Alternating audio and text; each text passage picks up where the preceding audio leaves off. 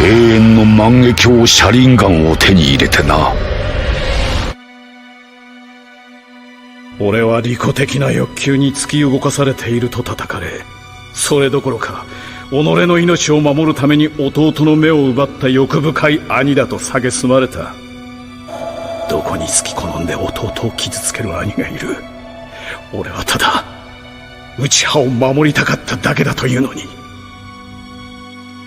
無謀たらしく悲しく重いものになる。だがそれが正しいんだ。見ていてくれ兄さん。その目でよく見ておけサスケ。この一族の器の浅さを。全ての忍びが戦いをやめた世界を、俺は地獄を天国へと変えた。柱間の間違いをようやく正したのだ。で霧隠れもしばらくはおとなしくなるだろう。強気はいいがサスケ、お前はまだ俺と同じ目を持ってはいないようだな。お前も俺も望んでも届かないものだな。そう簡単にいくか。俺たちの生きてる間にできることは知れてる。だから託していかねばな。先の者がやってくれる。Le monde shinobi est depuis la nuit des temps peuplé de clans. De ces clans font partie des shinobi du monde entier et parmi eux existent des ninjas particulièrement puissants, ayant même des aptitudes les différenciant des autres ninjas. Parmi eux, on peut citer bien évidemment les Senju et les Uchiwa. Les Senju se démarquent par leur chakra puissant, leur vitalité, comme le clan Uzumaki d'ailleurs, mais aussi par leur capacité physique hors norme. Et de l'autre côté, comme dit plus tôt, les Uchiwa, qui eux aussi se démarquent par leur capacité physique au-delà de la norme, mais aussi et surtout grâce à leur dojutsu que vous connaissez bien évidemment sous le nom du Sharingan. Mais revenons sur ce qu'est exactement ce dojutsu.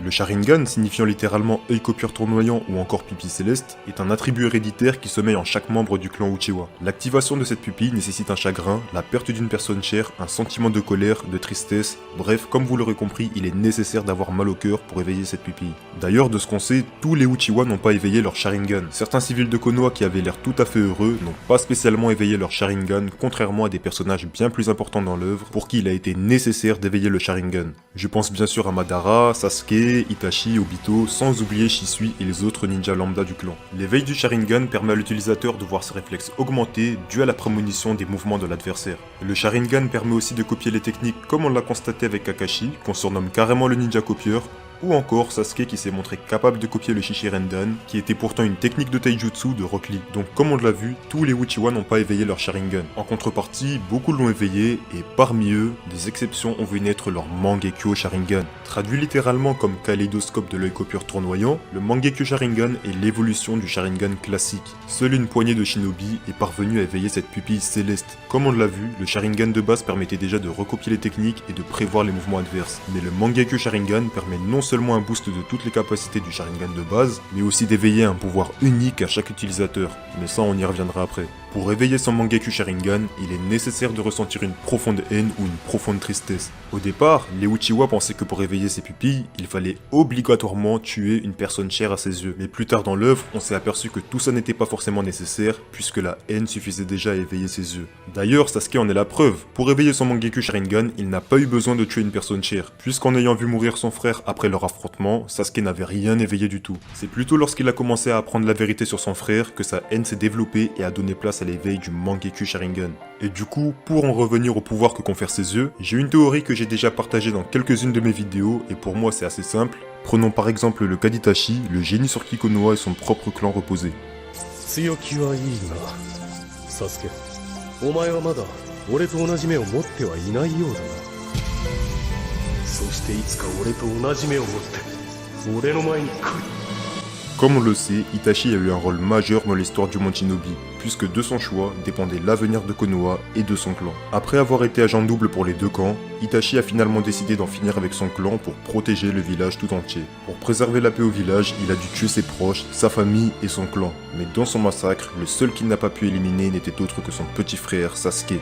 Mais comme on l'a appris, après avoir fait son devoir de shinobi, Itachi est parti en pleurant, laissant ainsi derrière lui son petit frère dans le chagrin. Au travers des paroles d'Itachi, on a pu se rendre compte qu'il regrettait amèrement ses actes. C'est d'ailleurs après sa mort qu'il a révélé à Sasuke que s'il l'avait informé sur tout ce qui se tramait au village, l'avenir de son clan aurait sûrement été différent. Du coup, ce que j'en déduis, c'est que Itachi était rongé par la culpabilité. Lui qui avait décidé de prendre sur lui la haine du village et de son frère, avait finalement échoué dans son rôle de grand frère. Mais malgré qu'il lui manquait au rôle d'aîné, il avait quand même réussi à préserver la paix au village, devenant d'un côté bourreau des Uchiwa et renégat pour Konoha, pièce maîtresse d'Akatsuki pour le projet Œil de Lune, mais en réalité agent double pour la protection de Konoha et l'espionnage d'Akatsuki. Et du coup, pour en revenir à son pouvoir, Amaterasu, les flammes noires qui consument leur cible jusqu'au bout, pourrait être le fruit de la culpabilité qui le ronge au plus profond de lui-même. Pour Obito et Kakashi, leur pouvoir Kamui qui consiste à se rendre intangible ou absorber une cible dans leur dimension est un ninjutsu spatio-temporel que Obito et Kakashi ont reçu en rapport avec leur douleur. Obito, ayant assisté à la scène de loin, aurait certainement voulu qu'à ce moment-là, Kakashi passe au travers de Rin. Quant à Kakashi, il aurait lui aussi préféré passer au travers de Rin, ce qui a hélas été fait par le Chidori de celui-ci. Et là on se rend compte que leur pouvoir est inversé, puisqu'après l'éveil de son Mangekyou Sharingan, Kakashi peut absorber une cible distante dans ses dimensions. Là où Obito peut se rendre intangible ou absorber une cible à courte distance. Et là vous comprenez bien que c'est normalement l'inverse qui aurait dû se passer, puisque c'est Obito et non Kakashi qui se trouvaient à distance de la scène lorsque Rin est morte. Passons maintenant au cas de Madara sur qui on n'a pas réellement d'informations sur le pouvoir de son Mangekyou Sharingan.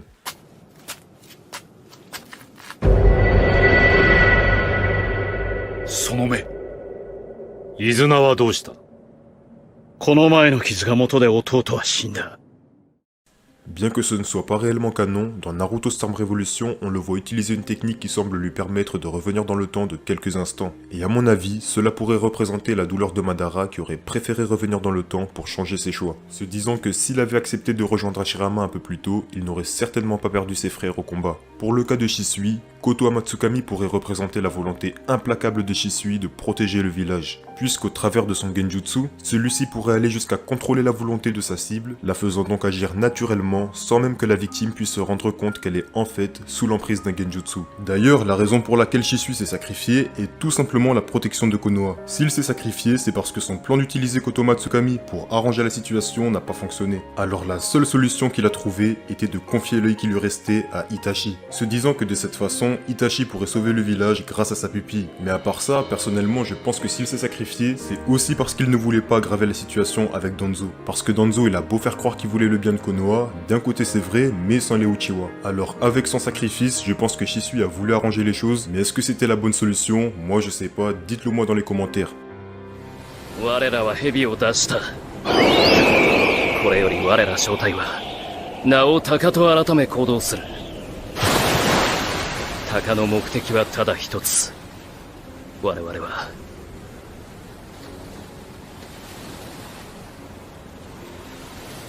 この葉を潰す。 Pour le cas de Sasuke, on n'en sait pas trop non plus puisqu'il a hérité des pouvoirs de son frère. Alors tout ce qu'on peut en déduire, c'est qu'il a hérité de ses sentiments ainsi que de son indo de vouloir capter en lui toute la haine du monde, devenir un ennemi commun afin que le monde puisse s'associer et créer des liens. D'ailleurs, Naruto lui-même avait remarqué ça lors de leur échange à la vallée de la faim.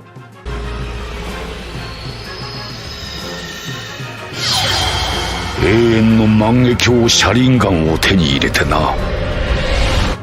Le Mangekyou Sharingan éternel, l'œil céleste qui voit la vérité de toute la création sans obstruction. Cet œil est l'évolution du Mangekyou Sharingan. En effet, le kaléidoscope hypnotique permet non seulement d'améliorer les capacités visuelles de l'utilisateur, mais aussi de développer un pouvoir unique à chacun. Cet œil qui est éveillé par une poignée de Uchiwa n'est rien face au Mangekyou Sharingan éternel. Cet œil est l'évolution directe du Mangekyou Sharingan de base. Puisque, comme on l'a constaté tout au long de l'œuvre, le Mangekyou Sharingan offre une grande puissance mais cause en contrepartie la cécité de l'utilisateur. Ce qui signifie, entre autres, que cet œil est destiné à rendre aveugle son possesseur s'il en a recours trop souvent. Et là où le simple Mangekyou éteint un petit feu la lumière du Sharingan, le Mangekyou Sharingan éternel permet quant à lui de raviver cette lumière. L'obtention de ce dojutsu n'est cependant accessible qu'au prix de lourds sacrifices. En effet, contrairement au Mangekyou de base qui est accessible au prix d'une profonde haine ou tristesse, le Mangekyou Sharingan éternel n'est cependant accessible qu'en ayant recours au Mangekyou Sharingan d'un parent ou de ses frères et sœurs. La fusion de ces deux yeux permet non seulement de raviver la lumière du Mangekyou Sharingan, mais tout aussi de booster encore plus les capacités visuelles, tout en ayant un accès à ce dojutsu plus librement. Puisque, en effet, le Mangekyou Sharingan éternel permet de recourir plus souvent à ses pupilles, sans risquer de perdre la vue ou de dépenser d'énormes quantités de chakra. L'éveil de ce Sharingan est la preuve que le Uchiwa n'a cessé d'avancer malgré les épreuves. Cela démontre aussi la haine de l'utilisateur qui n'a reculé devant aucun sacrifice pour acquérir de la puissance. D'ailleurs, il faut souligner que si un Uchiwa en est arrivé là, c'est que celui-ci se trouve déjà sur le chemin de la haine. Puisque, comme on le sait tous, les Uchiwa sont plus même que les Senju, remplis d'amour. Et lorsqu'un Uchiwa vient à perdre cet amour, il vrille inexorablement dans les ténèbres, s'enfermant alors dans un cercle vicieux, puisque, une fois plongé dans les ténèbres, le Uchiwa cherchera désespérément de la force, tout en s'enfonçant de plus en plus dans les ténèbres. Rappelons-le, plus la haine du Uchiwa est intense, plus ses pouvoirs sont puissants. Et de tous les Uchiwa importants pour l'œuvre qu'on a vus, tous ont été victimes de leurs conditions de Uchiwa. Tous ont cherché à un moment ou un autre à devenir plus puissants, mais leur quête de pouvoir les a malheureusement enfoncés dans les ténèbres. Mais pour autant, seuls deux personnages ont réussi à éveiller leur Mangekyou Sharingan éternel, Madara et Sasuke. Le seul qui aurait pu éveiller cet œil mais ne l'a pas fait est bien sûr Itachi Uchiwa. En effet, celui-ci aurait très bien pu voler le Mangekyou Sharingan de son père, ce qui l'aurait inévitablement fait progresser encore plus tout en ayant une utilisation moins limitée de sa puissance. Mais le fait que Itachi ait décidé de ne pas le faire relève encore une fois de la grandeur du personnage ainsi que de sa sagesse. Itachi, mais on peut aussi citer Shisui, étaient les deux seuls Uchiwa qui n'ont pas viré sur le chemin de la haine pour devenir plus puissants. Les seuls qui n'ont pas été victimes de leur haine ou plutôt qui ont su la rediriger au profit de leur village et de leurs idéaux pacifistes. Mais pour en revenir à Madara et Sasuke, ce n'est absolument pas un hasard si ces deux personnages sont les seuls à avoir éveillé leur Mangekyou Sharingan éternel. D'ailleurs, c'était quasi inévitable, puisqu'étant tous deux des réincarnations d'Indra, le fils aîné d'Agoromo, ces derniers ont forcément hérité de sa volonté, à savoir l'obsession de la force. Ainsi, c'est cette volonté qui les poussera jusqu'à l'éveil de leur Mangekyou Sharingan éternel. Mais pour Madara, sa haine et sa quête de puissance le poussera carrément jusqu'à l'éveil du Rinnegan. Comme on le sait, Madara était le pion le plus important sur l'échiquier de Korozetsu. Lui qui pensait œuvrer pour la paix en suivant les instructions qu'il croyait écrites sur la stèle des Uchiwa, suivait malgré lui le plan machiavélique de Zetsu. Lui qui avait autrefois enseigné à Obito que pour manipuler un homme il fallait réveiller la part d'ombre qui sommeillait en lui, avait finalement subi le même traitement avec Korozetsu. Madara avait perdu et s'était trompé sur toute la ligne, demandant désespérément à Hashirama là où il avait échoué. Mais finalement, peut-être que Madara n'avait pas réellement échoué. Peut-être qu'il était inévitablement voué à sa perte à cause de son parcours et des aléas de sa vie. Finalement, peut-être que les Uchiwa étaient réellement maudits, à cause de leur gène qui leur permettait d'acquérir une puissance équivalente à leur haine. C'est à cette question que Hashirama va nous répondre. そう簡単にいくか。俺たちの生きてる間にできることは知れてる。だから託していかねばな。先の者がやってくれる。 Peut-être que le destin des Uchiha était déjà scellé depuis l'apparition d'Indra. Lui qui était un Otsutsuki de nom, n'était en fait qu'un Uchiwa au plus profond de lui-même. D'ailleurs, étant l'ancêtre du clan, tous les Uchiwa ont hérité de ses caractéristiques physiques, à savoir le Sharingan, puis le Chakra Yin qui donne donc l'Inton. Et attention, ouvrez grand les oreilles car ça peut être compliqué à comprendre pour certains. Le Chakra Yin, donc le Inton, est un type de chakra qui utilise l'énergie spirituelle. Ce chakra qui permet donc l'utilisation de l'énergie spirituelle, permet de contrôler son imagination pour créer des formes à partir de rien. Quant au clan Senju, héritier d'Ashura et fils cadet d'Agoromo, on sait que le chakra Yang cette fois-ci se transmet de génération en génération, tout comme le chakra Yin d'ailleurs. Ce type de chakra qui donne cette fois-ci le Yoton permet quant à lui d'utiliser l'énergie corporelle afin de contrôler la vitalité et d'ainsi donner vie aux formes inertes. Il est même dit qu'autrefois, Agoromo était parvenu à fusionner ces deux natures de chakra, donc le Yin et le Yang, pour former l'Inyoton. Et d'ailleurs, qui est Agoromo ?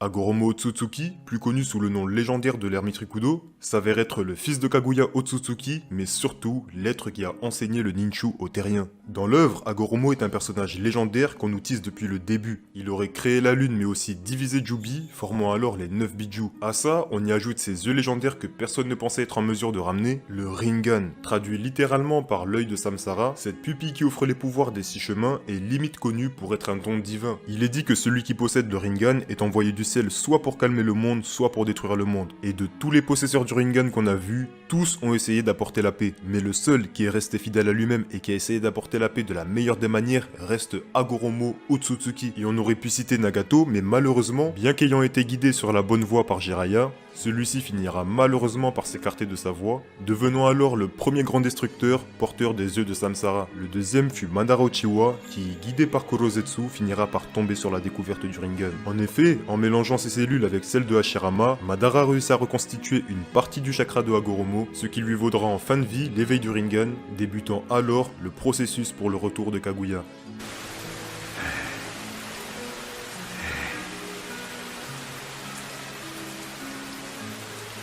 Nagato, Yahiko, Conan. 夢の世界。そこでまた会わせてやる。永遠の万華鏡車輪ガンを手に入れてな。釣られちまったのさ。ナルト、皆の幸せの邪魔をしているのだ。お前は。見ろ。すべての忍びが戦いをやめた世界は、俺は地獄を天国へと変えた。Voilà, c'est tout pour cette vidéo, j'espère qu'elle vous aura plu. Si c'est le cas, la seule chose que j'ai à vous dire, c'est de vous abonner parce qu'on est bientôt aux 1000 abonnés. Donc faites péter ça, activez la cloche, tout ça, ratez aucune notif. Et voilà, c'est tout pour cette vidéo. Je vous dis à la prochaine pour une nouvelle vidéo. Sayonara.